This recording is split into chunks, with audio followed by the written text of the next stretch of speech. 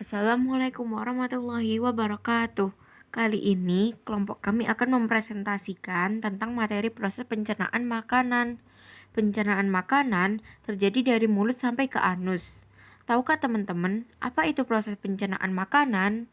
Apa saja proses pencernaan makanan yang terjadi pada beberapa organ terkait dengan pencernaan? Untuk mengetahuinya, yuk kita bahas lebih lanjut pengertian proses pencernaan.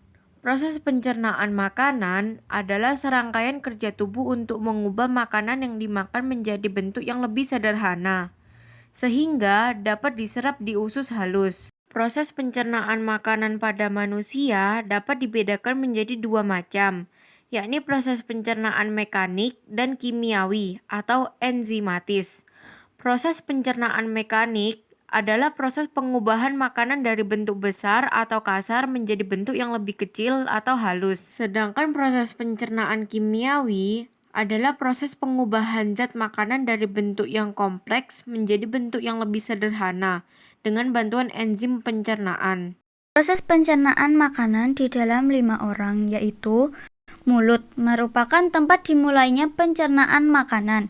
Di mulut berlangsung dua jenis pencernaan, yaitu pencernaan mekanik yang dilakukan oleh gigi dan lidah, berupa pengunyahan pergerakan otot-otot lidah dan pipi untuk mencampur makanan dengan air ludah sebelum makanan ditelan. Pencernaan secara kimia yang dilakukan oleh kelenjar ludah, yaitu pemecahan amilum menjadi maltosa. Kerongkongan. Setelah diproses melalui mulut, selanjutnya makanan menuju ke kerongkongan terlebih dahulu sebelum mencapai lambung. Di kerongkongan terdapat peristalik atau meremas-remas, gunanya mendorong makanan menuju lambung. Lambung. Setelah masuk ke kerongkongan, selanjutnya dibawa ke lambung melalui kerongkongan. Makanan dapat turun ke lambung atas bantuan kontraksi otot kerongkongan tersebut. Selama di lambung, makanan akan diproses secara kimiawi menggunakan enzim-enzim pencernaan. Di antaranya, renin. Zat renin ini hanya dimiliki oleh bayi yang fungsinya untuk mengendapkan protein susu dari air susu ibu. Pepsin, zat yang satu ini fungsinya untuk memecah protein menjadi pepton.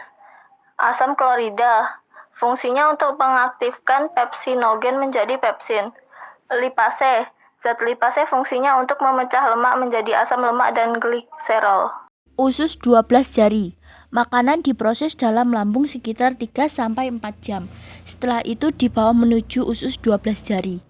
Dalam proses ini terjadi proses pencernaan makanan secara kimiawi dengan bantuan enzim-enzim dari pankreas.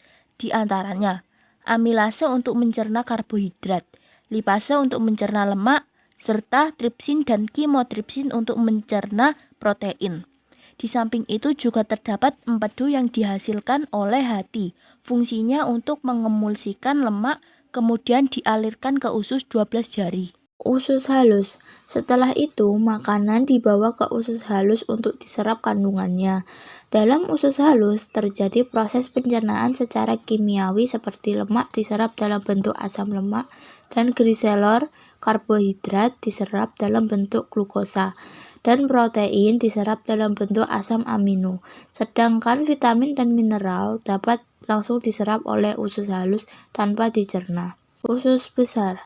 Kemudian, makanan yang tidak dicerna usus halus akan menuju usus besar dan menjadi fases. Air yang masih ada dalam usus halus akan diserap kembali ke usus besar. Anus. Sisa makanan yang tidak diserap akan dibuang melalui anus berupa fases. Demikian akhir presentasi dari kami. Terima kasih atas perhatiannya. Kurang lebihnya kami mohon maaf. Semoga apa yang kami sampaikan bermanfaat untuk kita semua. Syukron. Wassalamualaikum warahmatullahi wabarakatuh.